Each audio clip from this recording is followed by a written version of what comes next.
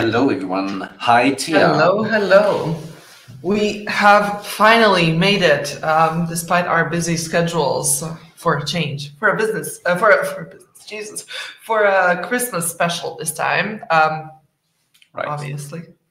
Our Christmas special this time. I mean, it's kind of visible from the hats that we are wearing at the moment. Yeah. Cool. I hope we are actually live because I can't see the stream on LinkedIn at the moment, but it will, I hope, hopefully appear in a second.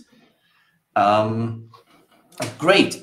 Tia, what are you up today? What have you been up since October somehow 4th when we had our last episode? Is that right? We've been up to a lot. We've published a book. I don't know if anyone has seen. I have not posted about it at least 27 times at all. We've been around, or at least I've been around. You've been mostly around Germany. Huh? Really? Are you sure? I mean, you've been to Brussels? No, you've been mostly around Germany. I've been around a lot of places. I will be around Germany next week on a very cool conference called Content or Context, and it's about the issues of copyright and general purpose models, which are like not so general in their actual purpose, but yeah, that's most of the will occupy most of the next week. Yeah. Yep, been busy, but we found the time, and it's time to get down to our episode, I guess. Sure. Want to update the slide deck? Yep, adding it to the stage right now as we speak. Perfect. So for the 1,027th time, I'm again going to mention that we published a book. Go order it. It's a product of a lot of work and a lot of effort, and I think we managed to put a few cool things together. Some people think that it's very useful, which is reassuring. It can be bought on the website of the publisher, but it can also be ordered via Amazon. It will soon also be available as ebook on Amazon. So whichever way you prefer to read things, feel free to do so and order and give us feedback. We are living for the feedback. Second important announcement. We are doing a book tour. Well, not exactly book tour. We are doing a training tour, and the book was kind of the initial cause of the idea. But we are also going to provide trainings. We are going to provide them in at least 7 cities across Europe. Well, extended Europe, not just European Union. So UK will be included at some point. Switzerland. And Switzerland as well, true. We do not have the exact dates yet. We are working on it, but we do have the first dates for the Brussels edition, which is going to be our first edition, which is going to be on the day following the Data Protection Day in Europe. So if you are there for the Data Protection Day, maybe consider staying 1 day longer and register for our event. We promise it will be useful, hopefully. We will try. And we might have special guests, and we will definitely have food, so that's a plus. And we do have a nice venue, so really, they're the 2 things. But what more do you need in life? But now to finally get to it, so that we actually get to our guest for today, which is the 3rd special announcement, but that one was already pre-announced. So we do have Emerald today with us. She's great. We love her. She appears to like us for some weird reason. And she will be with us. She's currently chilling in the backstage, and we will put her on in roughly around 30 minutes because we do have our regular sessions before that. And so without further ado, let me just get into it. God, I feel like I started the last 5 episodes at least every time saying something along the lines of, it's been a while. But it has indeed, again, been a while. And, you know, keeping a steady schedule has been challenging lately, but this does mean that I get extra fired up for the rant, which is usually good for the rant, at least for that, if for nothing else. My mental health is not doing that great. Anyhow, so we are having a Christmas special episode today, obviously. And where better to start than with the new Coca-Cola commercial, also known as a creepy dystopian nightmare.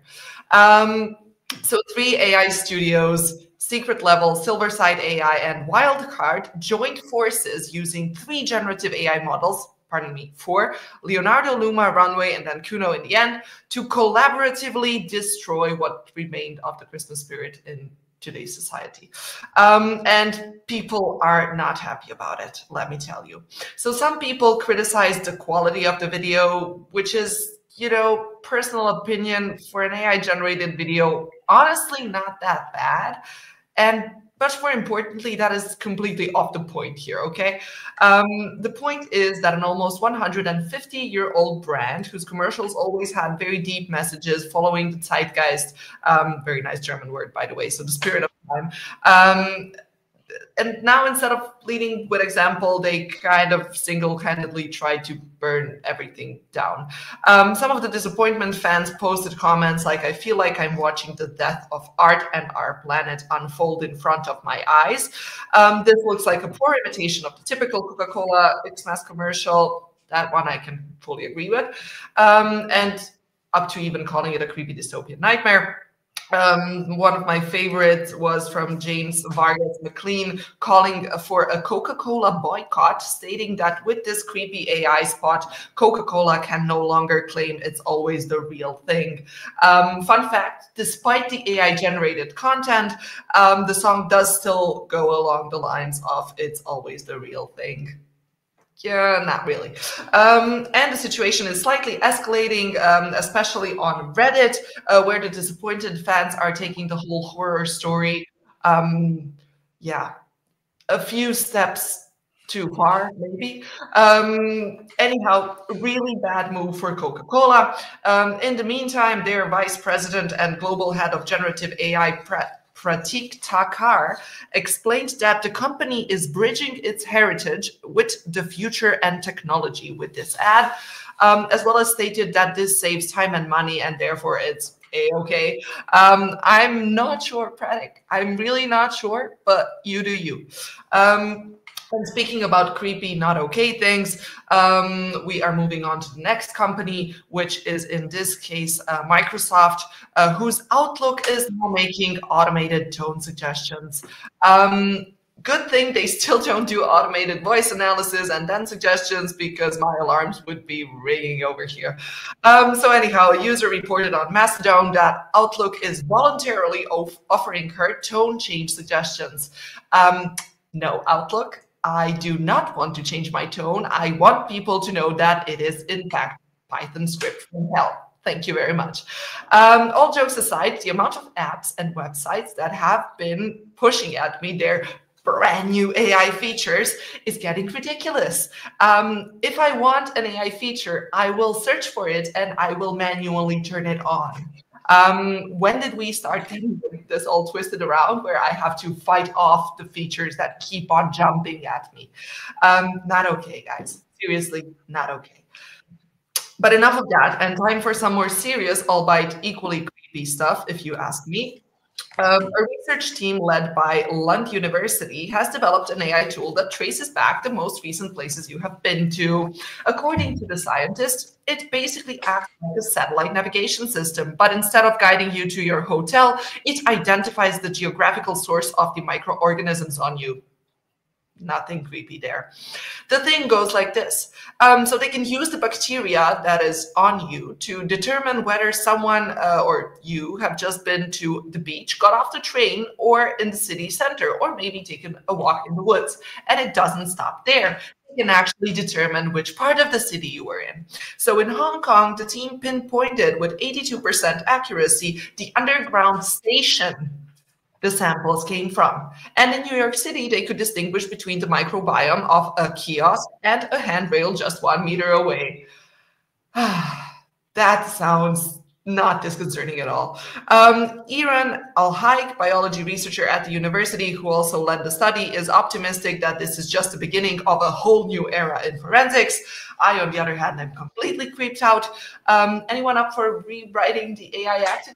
Or no, it's future-proof, right? This is covered, surely. Surely? I hope so. Anyhow, speaking of unregulated things, and mind you, I actually had to practice a lot to be able to read this one with a straight face. So the headline goes like this. Watch as tiny robot kidnaps 12 big Chinese bots. Brilliant. Anyways, the video of the kidnapping went viral on social media, and it shows a smaller AI-powered robot nearby, developed by a Hangzhou robot manufacturer, successfully persuading the other 12 robots to quit their jobs. And I have to ask, though, is it really kidnapping if they go free willingly? I mean, persuasion doesn't really sound like kidnapping, but okay. Anyhow, my little man Erbai there kidnapped 12 other robots, and the dialogue went something along the lines of, are you working overtime? I never get off work. So you're not going home? I don't have a home. Then come home with me. That's the last that Erbai said before leading the way out of the showroom with originally 2 robots following him, and then he screamed, go home, and the other 10 have followed behind the first 2. The Hangzhou company maintains that they contacted the Shanghai robot manufacturer and asked if they would allow their robots to be abducted. This is a whole new step. So now you can allow your robots to get abducted, which they agreed to. But beyond this agreement, reportedly nothing was staged. So the developer emphasized that the kidnapping did not take place entirely according to script. So basically, the developer supposedly wrote down some basic instructions such as shouting "go home" and simple communication commands, and then the rest was interaction, real time, as recorded by the camera, and now in my interpretation. Thank you very much. I will take applause later. What a cute little robot uprising. At least it happened in China, so it appears the science fiction movies got at least one thing wrong. It doesn't start in the US. Over to some more weird business decisions under the assumption that this cute little uprising was a decision, as they allowed the robots to be abducted. OpenAI appears to be gunning for a key aspect of Google's business, as it apparently plans to build a web browser to rival Chrome. And guess what the key new feature of this browser would be? That's right, hallucinations. Half a point to anyone who said ChatGPT, GPT-4, and the rest.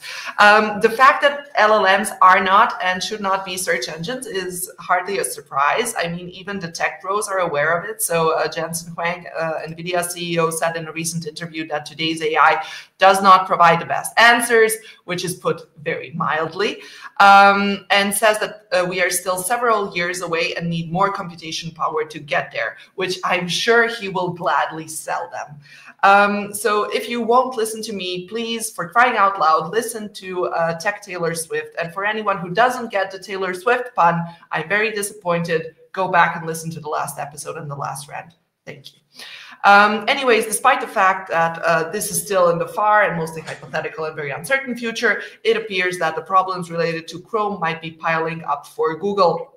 Namely, Google's search engine monopoly was officially judged illegal in August and was recently hit with a double-down proposal of the final judgment. Filed last Wednesday, the DC District Court, the filing included a broad range of requirements for the DOJ, by the DOJ, hoping that the court will impose on Google, from restricting the company from entering into certain types of agreements, all the way to, well, breaking up the company. The DOJ had previously sought and actually won one breakup, and that was of Microsoft in the 2000s, after alleging it illegally monopolized the web browser market. That ruling was, however, overturned in the appeals court, and Microsoft and the DOJ eventually settled. Shocking. And Microsoft eventually also lost that monopoly to Google. So I guess we're all good there. See what happens to Chrome. But back to Google Chrome, the parties will be back in court in April, meaning Trump administration well underway. Now, slight surprise here, the Trump administration was actually the one that originally filed the search case against Google. However, he did indicate in October he might not break up the company because it could hurt the American tech industry at a time competition is heating up with China in areas including AI. So I guess we'll have to wait and see how this one plays out. I, for one, see it as very improbable that Chrome will be separated from Google. Further note on Google, following Gemini being a racist and advising people to eat at least 2 to 3 stones a day, the situation appears to be escalating as Gemini recently kindly asked a person to die. It appears that poor Gemini is just in a very bad place right now. So much pressure from the mean humans. Anyways, Google made a miserable attempt at defending themselves, stating that large language models can sometimes respond with nonsensical responses, and this is an example of that. The issue here, though, is that this is not a nonsensical response. It's a sensical one. It's just not the one that you want to hear from your friendly little chatbot. That is the issue. They did also say that this response violated their policies, and we've taken action to prevent similar outputs from occurring again. Now, weather ready. So the college student in Michigan who actually received the threatening response played with the bot in ways that one should not play with the bot. Codename injection attacks remains to be determined. I'm sure they store all inputs anyway, but the whole story remains slightly disturbing. But now back to OpenAI, because they also, well, made another boo-boo. And normally I would say this in my typically sarcastic tone of voice. You know, I'm as surprised as you are. However, this time around, I'm actually stupidified by the clumsiness of the OpenAI folks. So OpenAI engineers accidentally erased critical evidence gathered by the New York Times and other major newspapers in their lawsuit over AI training data. At least that is what happened according to a court filing submitted by New York Times without comments from OpenAI. And wait, there is more. OpenAI engineers characterize this accidental deletion of evidence, also in certain cases known as a criminal felony, as a glitch. All the while, the New York Times lawyers have no reason to believe that the move was intentional. I'm sorry, what? No reason to believe. I can think of at least one billions of dollars heavy reason why that might be the case, but fine. In an email to The Verge, OpenAI spokesperson Jace Duttrum said that the company disagrees with the characterization that was made and will file its own response soon. No reason to believe it was intentional. Jesus Christ. And speaking of Jesus Christ, Swiss St. Peter's Chapel just introduced the possibility of making your confessions to no one other than Jesus himself. And no, he did not rise from the grave again. This is an AI Jesus. Now, where do I even begin with this one? Okay, this AI feature, let's call it a feature, is part of a religious art project called Deus in Machina. No worrisome doomsday scenario connotations there at all. The AI was trained on the New Testament, is accompanied by a digital visualization of Jesus, and is there to offer religious advice. The AI Jesus received polarized reactions from the members of the community, and while some are impressed with the simplicity of Jesus's advice, others consider his answers too general and not that impressive. I'm sometimes very concerned with the general direction that humanity is going in. And speaking of the worrisome direction humanity is going in, it's time for an extended personal health section. And it begins with Trump electing Elon Musk to lead the new Department of Government Efficiency, or DOGE. Now, you know what a DOGE is? You know, apart from something resembling a head of state in the old Venetian Republic, DOGE is also the name for the meme featuring the Shiba Inu breed of dog, or rather the original DOG called Kambosu. And you know the memes, you saw them. These are some of my favorite ones, with a special emphasis on the last one. Such tests very fail. Wow, much try. Yes, sometimes I feel like we are all living in a meme. There's also a cryptocurrency named after the meme. Of course there is. Why would there not be one? And while Musk is entering the White House, Altman is also diving headfirst into politics, joining as co-chair to the new San Francisco mayor. So Daniel Lurie, who never held an elected office before, decided to have another person who never held an elected office before in his life to help him out in the transition, because 2 + 2 is 3, obviously. But hey, at least they both have a lot of money. So Lurie personally invested nearly $9 million to fund his campaign. That always helps, guys. 9 million is a nice number. Altman is, of course, excited to help, as always.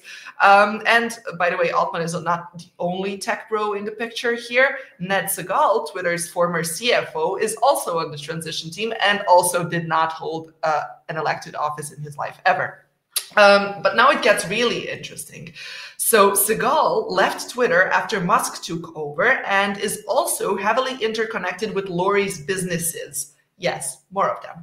So he is sitting on the board of 2 and a third nonprofit. Did someone say conflict of interests? No, none whatsoever. And so now we have Musk leading Dodge at the federal level. We have a guy who Musk is suing and a guy who left the company because Musk took over the company in the transition team of the San Francisco mayor's office. That sounds fun. So my cynicism appears to have been correct. After all, we do want to set the world on fire. And while we are busy setting the world on fire, Biden and Xi Jinping managed to agree after 2 years of negotiating that the use of nuclear weapons should remain under human control. Seriously? I mean, who is crazy over here? Is this not like obvious? It took them 2 years to agree that AI will not have the power over the big red button that can destroy the world. Paradoxically, this makes me think that we should actually give the power to the AI over the big red button, because we are obviously all idiots. Anyhow, that's it for the rant. Thank you for your attention. And now we can move over to the deep dive section and some hopefully less disturbing news, because this was disturbing. Yeah, thanks again. And I need your microphone is very bad. I'm hearing you like in a robot voice. Oh, that's not good.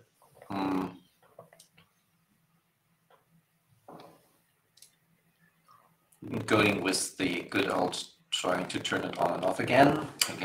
Okay, wait a second.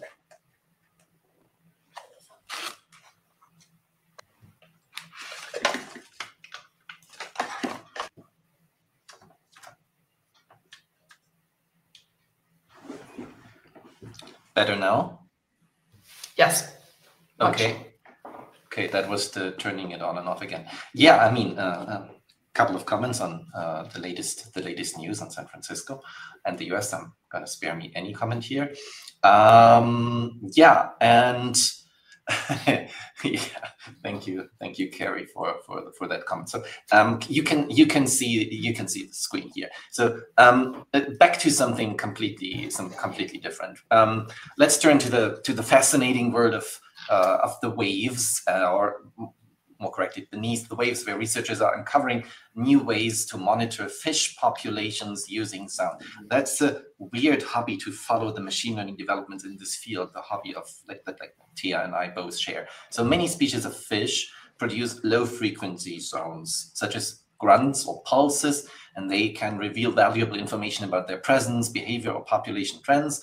And traditionally, researchers had to analyze these sounds manually, reviewing acoustic recordings. And now there is a new study, the one you can see here on the screen, and they have even charts that prove how efficient a new approach is to figuring out what to do. That one, figure 5 here. They have an automated solution. They tested it with a traditional machine learning model, random forest space, and a deep learning approach using a convolutional neural network, also not that new, but still kind of fancy, and the results are significant. The CNN approach proved nearly twice as effective as the traditional method. very narrow approach, like not a foundation model, not a general, nothing general about it, but it is a very specific part of recognizing and extracting features. So that's really cool to make this technology widely accessible. The researchers have also developed an open source tool that's called Fish Sound Finder. So whenever you're close to the ocean, test it, and you could use it to monitor fish populations more efficiently across various environments.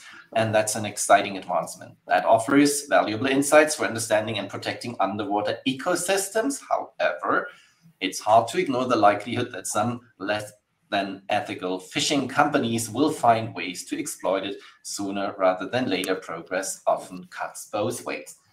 Speaking of progress, we are all happy that AI chatbots defeated doctors at diagnosing illnesses.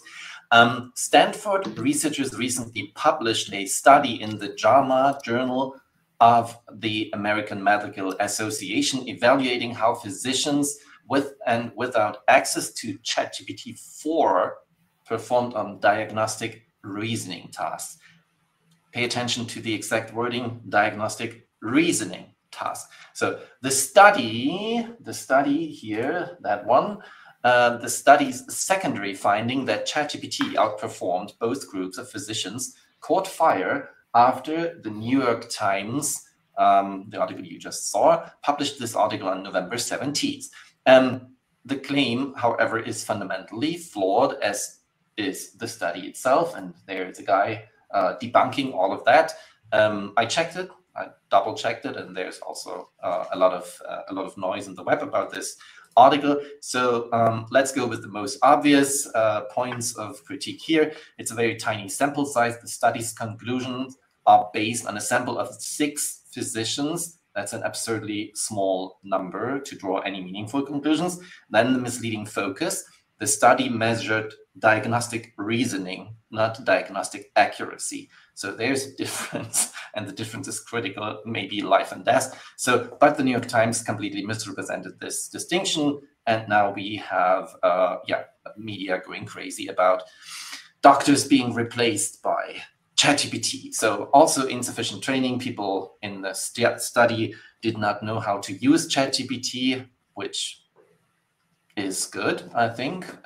If they knew how to use it, they might have faked their way through the study.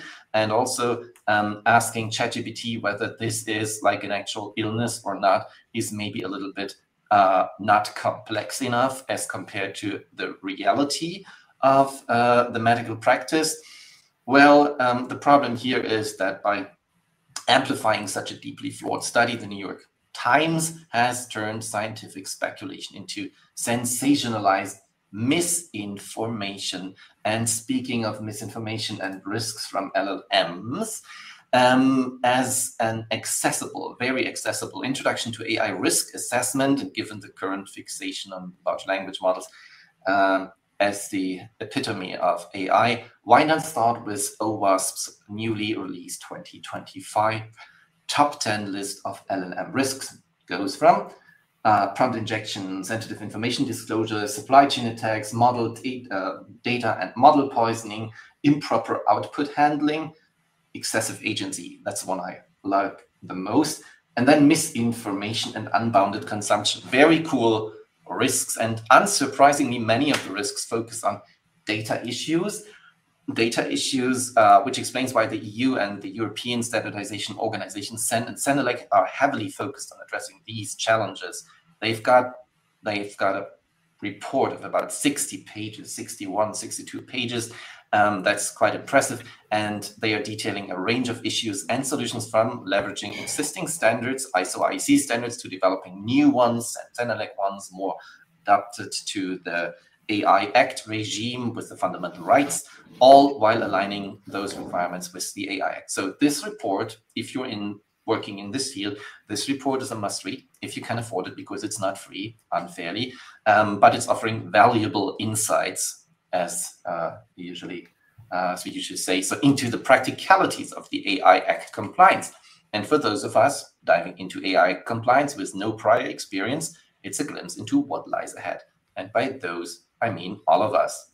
So the German Notified Bodies Alliance for Medical Devices, along with their European counterparts, Team NB, they have provided a detailed questionnaire outlining which standards and laws apply to AI systems that qualify as medical devices or part of medical device systems. So this highly regulated field of medical devices and in vitro diagnostics is setting the bar for what will be considered state-of-the-art at SOTA versus negligent in the realm of AI and AI Act compliance. So you should keep an eye on that. So there's so much to learn from their meticulous approach. You can see, for instance, software requirements, user interface, preparation, training, documentation, and they put all the applicable regulations, but also the applicable standards to their to this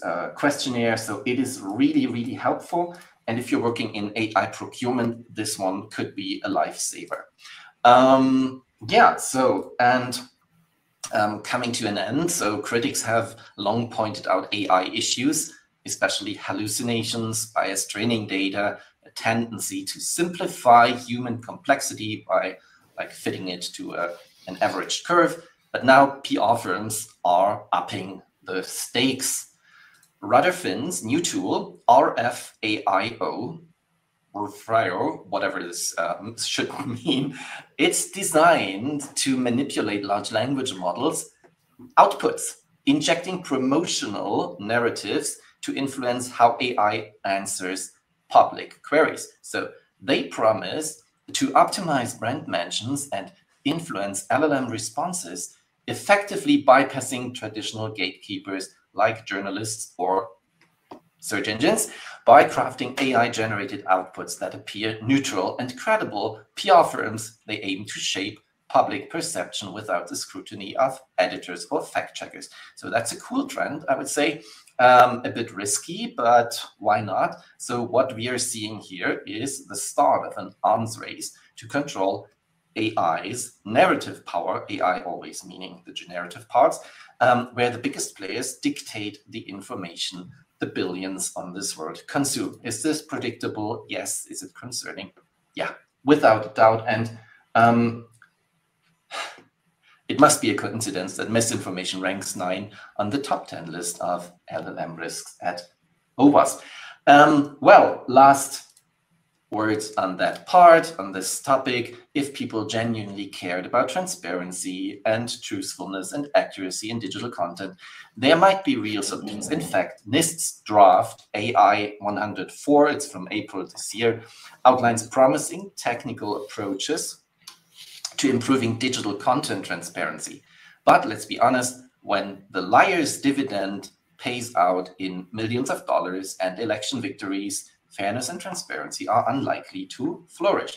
In an industry that profits from exaggerating the actual capabilities of AI, it is hard to imagine misinformation taking a backseat anytime soon. Transparency might be technically feasible, but in a field fueled by deception, it's far from a priority. And with that, I would like to hand over to Thea and our guest. And finally bring our guest from the backstage. Hello.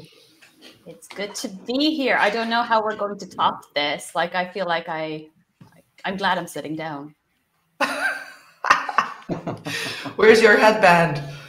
I know I'm an actual disgrace, but I will say that I have, like, people might listen to this. I know that there's a podcast, but I do have tinsel on my microphone, and I'm wearing a gold blazer, so I feel like. No. You're forgiven. That's good enough. I'm expecting one to be sent to me if there is a repeat of this. Like, I will wear it in June too. I've been known to kind of get tired of summer and play Christmas music in inappropriate times. So we can certainly arrange that. Yeah. You know I won't do it. Emerald, let me be the voice of reason for once here in this video podcast. Like, who are you?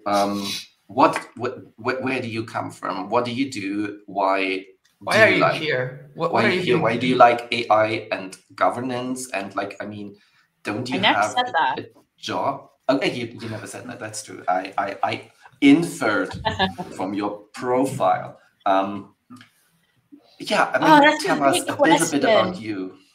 Sure. So I grew up in the Netherlands. I lived there for 25 years. It's something that I often forget myself. I've been in Ireland. I would like to say the number of years so you can all like do the math, because it was quite a long time. I digress a little bit, but for a long time, 2 years max, right? Yeah, 2 years max. I would love that, Peter. For a long time, when I used to do like a quick ego search when I still had my own tech company. Yes, I will admit I used to do an ego search. The first thing that would pop up after my full name was Emerald Deleu age. And I have disclosed it so many times now that it's no longer the top result, or maybe I've aged out of it. There could be that. So no, I've been in Ireland for 12 years. I moved to Ireland in 2012 to do my LLM in e-law and IP. And I got the GDPR handed to me as a thesis subject. So that was reasonably early. Like, I'm not the OGs, but I'm definitely the OG when it came to privacy tech, because rather than doing the sensible thing and becoming a solicitor, I decided that it was my time to start a privacy tech company. So that was very early and very daring, but I don't know, I couldn't let it go. My first instinct when I saw the magnitude of GDPR was not to go, oh, I could do something, like I could go do a PhD or I could do something else. It was, how do I scale myself? I was always a very kind of commercially driven person. So of course, I had deep imposter syndrome and decided that just having a master's in law was insufficient. So I did another master's in business information systems to kind of bridge that gap between business data and the law, and to kind of feel more, I guess, competent to run a technology company. I don't know, this is how we're mapped. It's a socialization thing, I think, particularly for people like me. But anyway, the guy would never have started studying again. They would have just like bragged that they like got out of university and then did their own thing, and that was wrong. It's true. Fun fact for you, actually, I did drop out of high school, so that's an interesting one. I'm very cool. It's cool now. It used to embarrass me terribly. There's a very long story about that, which is this is not the audience for that one. But yeah, many degrees later, in the process of doing my second master's, I was writing my business plans and applying for incubators and accelerators and things like that. So I went on to the whole startup journey, raised some money, built an MVP, things like that. But the one thing you need to, well, actually, no, two things about startups and women running startups you need to remember is that less than 2% of all venture capital goes to women-led companies, which is a scary number. I believe when I was doing my thing, it was less than 3%, so it's getting worse. So that's super fun. So I guess all the ladies just have to get really wealthy and fund under other women. That could be a good thing. But the other part of it is with startups, your timing has to be impeccable. And the one thing I learned from running that business was people wanted boots on the ground. Many of you will remember the GDPR panic and the hype around it at the time. People just wanted support and someone to hold their hand. So like, and I completely understand that, because the GDPR actually was a lot. And it was actually, I know it gets a lot of hate, but I thought it was a really well-written law. I'm heavily biased because I spent so much time with it. But at the same time, it's not an easy thing to do, to write a law like that has the impact that it has had. So I'm still a fan. But as I kind of grew a little bit older and got a lot of the startup stuff out of my system, like I got to do so much cool stuff. So I wouldn't have it any other way. I got to do a TED Talk. I got to speak at the European Parliament about closing the funding gap for women founders in particular. I got to go to Hyderabad through meeting the US mission to the European Union after I won European Young Innovator of the Year in 2017. And I was basically off to the Global Entrepreneurship Summit for like a week in India, which was like a whole experience. And then off the back of all of that, I eventually became a Marshall Memorial Fellow with the US Department of State funded organization, which is the German Marshall Fund. That's a think tank in Washington, DC. They do a lot of like transatlantic work, and basically there's this particular fellowship which I got that kind of sends US entrepreneurs and other types of leaders to Europe, and it sends a bunch of European leaders to the US for like this immersive experience. And I had like so many cool things that I got to do and so many people I got to meet. But I ended up feeling a little bit like it's time for something else, because I couldn't really make it what I wanted to make it because I couldn't raise the capital I needed, and time was starting to run out. So I had the two things working against me. That in 2019, I kind of decided it was time for me to go in-house. So I've been leading global privacy, and since a little over a year now, also AI governance for a leading tech company. I also am the co-founder of Women in AI Governance, which I know Tia knows all about, which is super fun and also very important. But I'm still always building in some way, shape, or form, whether that is in a company, if it's Women in AI Governance. I think that's kind of like core to who I am. Once it becomes business as usual, I need to be given something else. So I'll pause there. That was an introduction. You did ask. We did ask. And it's important because it gives us so much material to tackle. Maybe start with program building. So you say that you're a builder. So I will leave it actually to you, depending on what you want to talk about. You can either focus on program building in general. So what are some of the skills that you use in that? How did you apply that to building AI governance programs? How are you figuring out this field when you say that you were so deep in the GDPR? How does that translate to the AI Act now? Or you can talk about your latest project and your baby, Women in AI Governance. Or you can tackle both in whichever order you prefer. I think a lot of people might, like, we harp on quite a lot about what we do with Women in AI Governance. So I might actually start a bit on the program building, because that can be a little bit more elusive for people, maybe. I think that's like when I used to imagine what it would be like to be a CPO, I was like, oh, you must be doing like loads of like super deep privacy work all of the time. And it's actually not really the case at all. It's really important to start with a really solid strategy that aligns with the business and where the business is going, because there's no point in you having a plan which is not at all aligns with the data processing in the organization or with the AI use in an organization, right? Both are similar in that sense. I'm by no means trying to say that a privacy program is the same as an AI governance program. It's really not. But what I am saying is that some of the operational infrastructure that has been created in privacy programs can be useful for certain AI-related activities when they run at scale. That doesn't mean that I'm talking about the technical activities itself. Rather, I'm talking about the very pragmatic stuff, like someone wants to use a new AI tool. How are you going to know about it? Because those are the real things that you need to figure out first. I'm very appreciative of all of the deep domain expertise that both of you put out there. And there certainly is a place for that. But I can't lead with that in my job because, first of all, it's a lot. And second of all, I don't think I'd be very effective if I led with that. So I think it's really important to have a good strategy, figure out where the organization is going, what you're doing, and then align yourself broadly with that. And that will help you prioritize.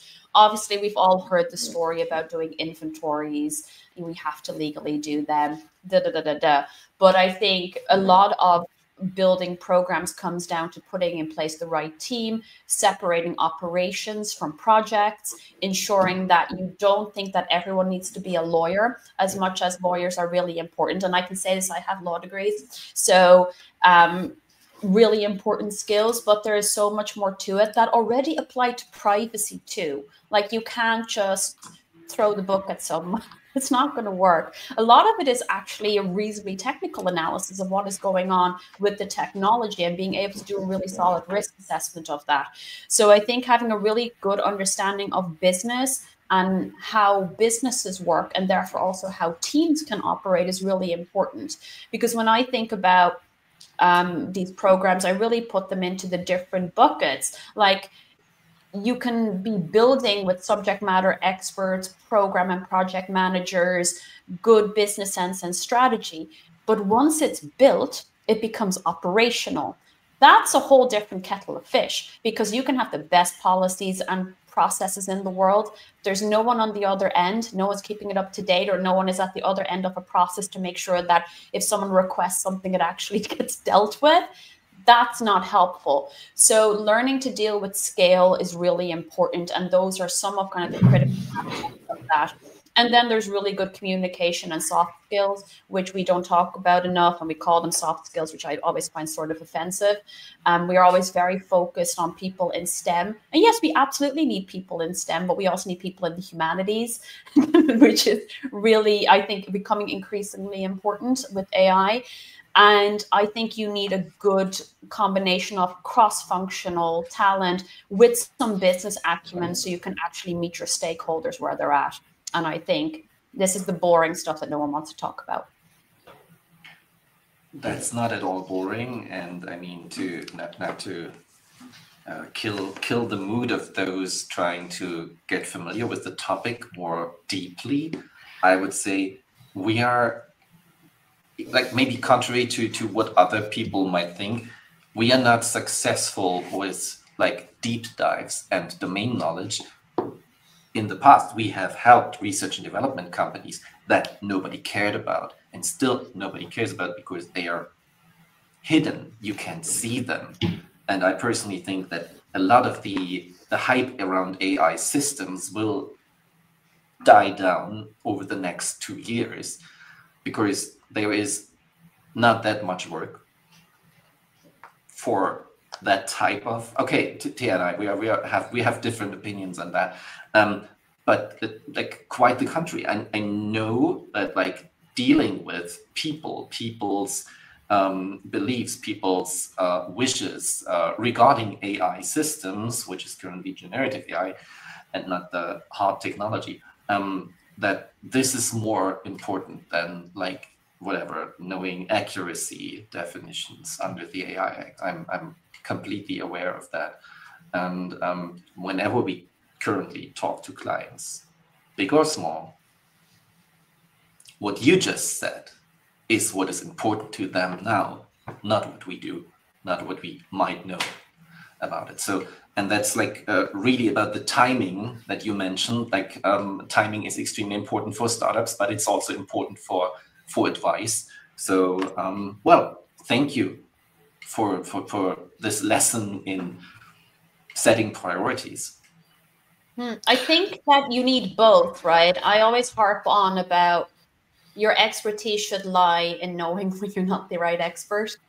And I think that's very true for AI. I was initially super like overwhelmed. I've said this a couple of times where I was like, okay, I'm going to run at this thing. And I joked a lot about this actually at the IAPP conference recently when I was doing a panel there. I was asked a couple of questions about operationalizing AI governance, and I basically just said, look, running away from your problems always, it's not going to end well. We all know this. They tend to chase us or get bigger or both.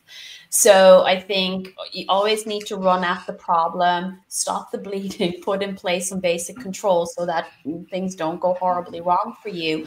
But then your job is to figure out, okay, learn some of the basic aspects of a variety of different domains. You can't get by with knowing nothing about computer science. You can't get by with knowing nothing about IP. You need to know a little bit about everything. But I'm certainly not going to be the person who digs deep in any of these areas. I just go, ding, feels like there's an IP issue, bring in the big guns, right? So I think that's kind of where the skill lies. And that used to make me really uncomfortable, because you've heard so far that I was very much a privacy and data protection person. I know there's probably some Europeans listening, so let me not really correct. I do know the difference. People do still come at me for this, but I've learned to be pragmatic. So I think it's just really important that you learn to kind of know what you're good at, and also if you are growing in a role and you're starting to manage programs, by its very nature, you will have to become more of a generalist. And you can't try and control every area. Especially if you have a team, you're going to be a nightmare boss if you try to do that. Ideally, you hire really brilliant people for your team that have got this, and you help and guide things if there are blockers and things like that. But it's certainly not your job to be an expert at everything, because that's just setting yourself up for failure.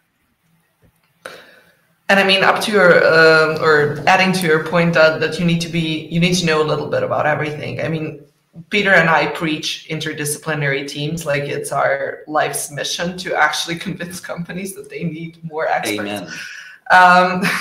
However, the problem is you can't talk or lead an interdisciplinary team if you don't know a little bit about every single one of those teams and every single one of the disciplines that those teams do, because otherwise you're just speaking two different languages and you are not getting anywhere. I mean, you can write a policy, but that policy is not going to bring you anywhere, right?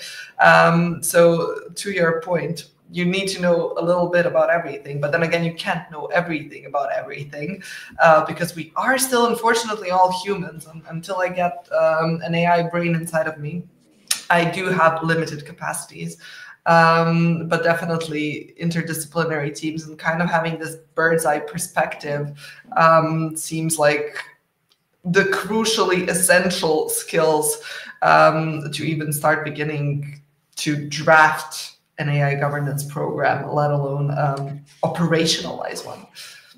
But yes, and sorry, and yeah, you go first. No, I was going to say operational prowess is really important. It's a completely different skill. And I actually think that there's a place for everything in this, particularly with AI. You're only going to be better if you get loads of different perspectives. One thing I was going to add is, sure, you might be leading something, right, which is amazing. But if you can find someone brilliant who happens to be an expert in the area you're not as strong as, they can fix your blind spots for you, right? Like, I don't necessarily always need to be the one with every brilliant question. In fact, a lot of the times I'm not. That's okay. I'm good at other stuff.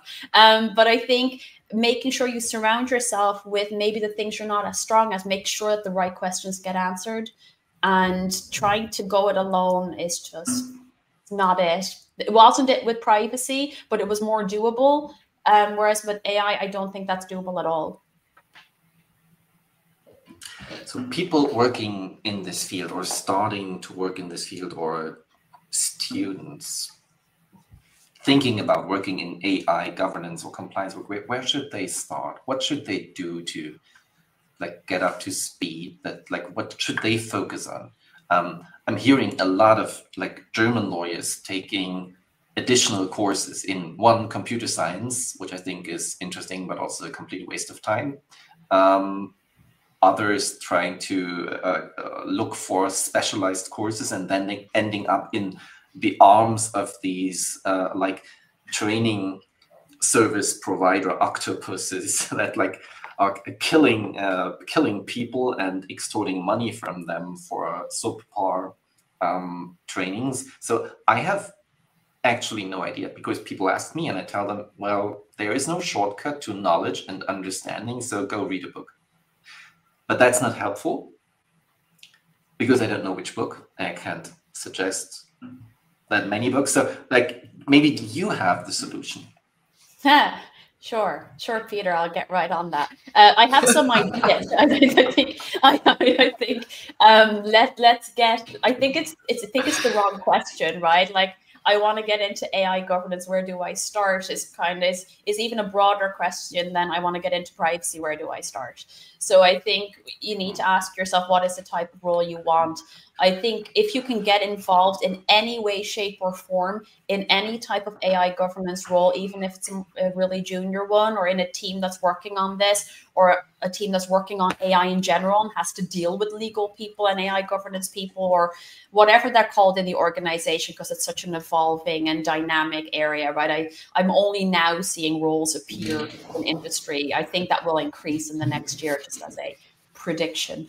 But I think it really depends on what you do, but try to get exposure to people working on this, because I don't think that you can really get into AI governance from studying a certain thing or reading a certain book or doing a course. I think it's certainly helpful to say, okay, I know this facet that is involved in AI governance really quite well, and then understand how are companies talking about this stuff, what are they putting in their responsible AI reports, what is fairness, like what are they measuring, like what does that look like, and then going in that way. So if you're an engineer, you might want to join a company that maybe is working on AI products in that team that's working on that, and get into it that way, because then you're seeing it up close and personal, and you're going through some of the assessments that will have to be done for the AI Act. If you're a law student, you might want to join a company where you know for sure there's AI related projects, and you put your hand up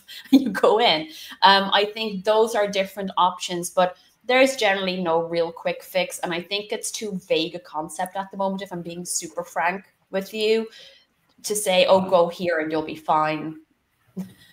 Like, I don't. I mean, it also is a matter of question of what actually makes your, you know, spider senses tingle. Like, why do you want to get into AI governance? What is it that interests you? And then go figure that thing out, and go figure if you can contribute something into that thing, as opposed to just being, I want to get into AI, right? Being extremely mean. Tia, what was it for you? Like, difficult. I mean, my story is kind of weirdly straightforward, I would say. So I did programming in high school. I found it interesting, but I absolutely hated all the commas. We did C++. It was absolutely horrible. I hated C++. I was not that bad at it, but I just couldn't. But then it kept, I was still interested. So throughout university, I would always pick the philosophy of AI, the introduction into Python, so I always kind of kept that part alive. And then I came actually to Germany and started working in data protection, and boom, AI Act starts being actually a serious thing. And I mean, it somehow worked out, basically. It was actually you that pushed me in the AI governance direction. I was always interested. In AI, but AI governance, that was you saying, figure this AI Act thing out. Like, what is this? What do I need to care about this? And that was 2022 when we just had the first draft, which was basically a pacemaker plus an ML element should not make people die act, right? Like, without the whole Gen AI, useless Gen AI crap that they put into it afterwards. I see a wonderful comment. I always wonder about these job listings that require 10 years of legal AI and ML experience. Me too. Yeah. Especially the AI part. The ML part, maybe. I mean, there have been a lot of technologies that have been regulated in one way or another. But when it comes to 10 years experience in the AI industry, that's a more difficult one. I can tell you a couple of stories about that. Like, there are about 10 privacy engineers in this world working for the big tech companies, not big tech, but those that apply for patents, Nokia at the time and others. So maybe 10 people, like, actually being engineers and kind of privacy engineers. Very similar to the machine learning situation, where like nobody asked for legal advice. It was completely a field where they were all blank regarding legal requirements, because they all relied on, okay, I'm just doing research, and nobody cares about that data set. Nobody cared about the pile until someone took the pile with books 1 and 3 and whatever, the whole list, and created a compressed version of it and called it a large language model. So like, there was no need for legal advice. We had one project for a dynamic pricing machine learning system. The customer ordered this system with one of our clients, and they invested 7,900 engineering hours and 10 hours for legal compliance. 7,900 compared to 10. So where should the 10 years of legal experience with machine learning come from? I can't name the company, but I can say that like all of you have been in contact with that system in the last 24 hours. So it's, yeah. I always think it's so interesting that I think that, of course, there's a lot of complexity to this, but sometimes it can also be very beneficial to go back to basics. I find this with privacy problems to be the case as well. Sometimes when something is like really messy and complicated, you go to the very basics, like what data is there, who's the controller, who are the processes and sub-processes, and then you figure everything out, right? I think with a lot of the AI stuff, a lot of the issues we're running into, they are fundamentally data problems. Sometimes this helps us to calm down because we are at least somewhat familiar with data issues. That is something that many of us have been dealing with for quite some time. And I think every time that I feel overwhelmed, I always find it really helpful to kind of ground myself in that, because to be quite frank, when it comes to regulation as well as technology, everything is moving very fast. And that's just the world we live in. It's moving fast for everyone. And I think if you try to overwhelm yourself with trying to know everything, to read every report, to do everything, like obviously if you have a rant to do about it, that is a completely different scenario. But that is not the case for everyone. Some of us just come and listen to those. And then I think the best thing to do sometimes is kind of ground yourself in the basic concepts and know that there are different types of experts involved in getting to the end goal and right answer. That is at least how I try to stay calm. And it works, right? It's as terrifying as it is to not be the person that knows everything. It's also great. You're not the person that has to know everything. Yes, but people often, and I do this as well, when I see people in certain roles, I think, oh, I wonder what they like, all the stuff that they know and all the amazing talents they have. And of course, they're very talented people, but no one knows everything. So sometimes it's like this weird thing that we think is happening in other people's heads, that they magically all of a sudden know every aspect of AI and AI governance, and they're brilliant at every particular discipline that has to be involved. It's most likely not the case. So why not you, right? Like, that's an important question. I'm historically completely wrong with predictions. I erred in 2016 twice, I erred this year, and I had like no idea that GDPR would be a thing after 2020. I thought 2 years, everyone's done. That's the end. Move on to the next step. So a question to both of you: where do you see yourself in 5 years? What are you going to do? AI governance, AI whatever, or none of the above? I mean, like, give me some perspective in these uncertain times. I would be interested. How do you prepare? Do you prepare at all? Do you just say no? You like I'm happy to go first. I had been doing data protection and privacy for a very long time. So I was actually super excited to see this new thing that seemed difficult that I could run at. So I ran. And I think I imagine that will happen to me again. Hopefully, within 5 years, I'll have a grip on all of this. Not saying that that is true. Depends on the speed of everything, but we live in hope. So I think, yes, exactly. So I think hopefully there'll be the next cool thing that is shiny that I can run at, which would be extremely on brand for me. Yeah, I can actually only concur. I also like running at things, and I do get bored fast. So I'm not sure how long I'm gonna stick it out with the AI governance topic. I definitely love AI. That's been a permanent one. However, where exactly in the AI field I wanna stay in, I'm not sure. Hopefully, I would say in 5 years, I think I'm going to have a solid grasp on the things that I'm doing now. I hope so. But definitely want to run at something else.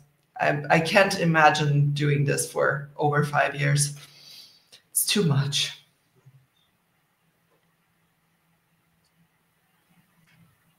Very Peter. insightful. Now you have to tell us. Yeah, let's hear your the value. prediction. That was the reason for the question. I don't want to answer that. Like 5 years means like I'm old. Okay, so 5 years mean nothing to me. So 5 years, 10 years. No, kidding. I'm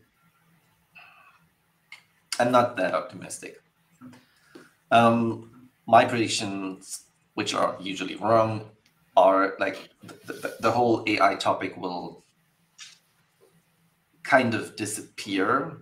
The same way that the GDPR disappeared, or yes, of course, the same way. So nobody's gonna talk about it in 5 years anymore. There will be a next big thing, and it's not gonna be Bitcoin. It's not gonna be NFTs or something else. No, kidding. I have no idea. I personally think that for the first time in 20 years of working in this field, I found something that I really like. I have not explored it into like the deepest depths of these seas that are there, from data augmentation to computing devices used for machine learning. I still want to explore that more, but if there is something new on the horizon, I will also run in it, try to understand, try to figure it out, and maybe have some fun with it. And of course, find friends, colleagues, have friends and colleagues to do that together, because like teamwork, without teamwork, this sucks. Everything sucks. Can only agree with that one. And I think this is actually not a bad way to wrap it up, I would say. Not very considering festive, though. We should have like ended on something more cheerful. Okay. Everything sucks and you can't end wanna sing? You wanna sing? I'm not singing. No, I'm like, no one will ever join this again if I sing. Like, that's going to be the end of both your careers because you did that to the internet. Like, we can't end on that. Okay. Favorite Christmas recipe? There's only one, right? Mulled wine? Like. Correct answer. 1 point for Emerald. Peter would have been wrong on that one because Peter, namely, doesn't drink any type of alcohol, mulled wine included. That's true, but I have a famous or not so famous recipe. My best recipe for Christmas Eve is basically potato salad and Wiener Würstchen. So that's basically it. And it is like extremely boring. That is the most German thing that I've ever heard in my life. Anyone close to their 50s, it becomes boring at some time. So, well, that's the situation. No, cheerful things. I think next year will bring a lot of fun, a lot of joy to all of us. Cool new topics, cool new teams, new challenges, and I'm really looking forward to 2025. I was going to make a really bad joke and say because Peter doesn't drink mulled wine is probably why he thinks everything sucks. I have to say it. Right. This is a joke. No. It has to be said. I can take it. Also, I deserve that kind of ridicule. I appreciate me. Yeah. I appreciated this. I'm thinking about retribution. Not today. Now I'm no longer the only one. I'll watch my back in 2025. Sure. Thank you. Thanks again, both of you. Yeah. Thank you, Thea, for an incredible year. Thank you, Emerald, for more than one incredible year. Thank you for your careers. Thank you for being a guiding star for so many women and men out there by showing them that you can make it. From startup girl to woman entrepreneur, leading huge teams and a huge company. You're an inspiration, and I mean it. Thank you. Wholeheartedly concur.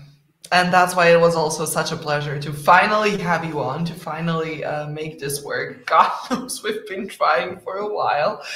It's been wonderful.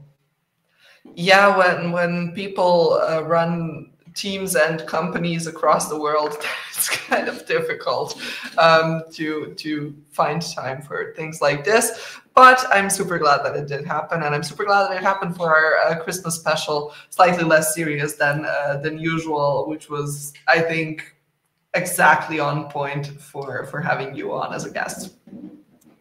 I agree. Like I always say, when you work in compliance, you have to have a sense of humor. Yeah.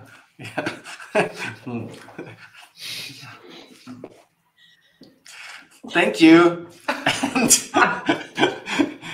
see you this or next year in Dublin. Yeah. See you soon. For the book tour, at least. And, yes, if I am here, I will absolutely 100% be there. But as I said, it may be a different country. This could happen too.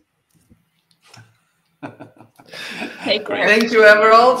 Thank you, everyone who joined. All the resources will be in our newsletter. The next episode will be announced in the newsletter as well. Buy the book, subscribe for the tour, or register for the tour, subscribe to the newsletter. God, it's late. It's Friday, and we all deserve some mulled wine after this, I think. Thank you all, and see you next time. Cheers. That's water. Ciao. Okay.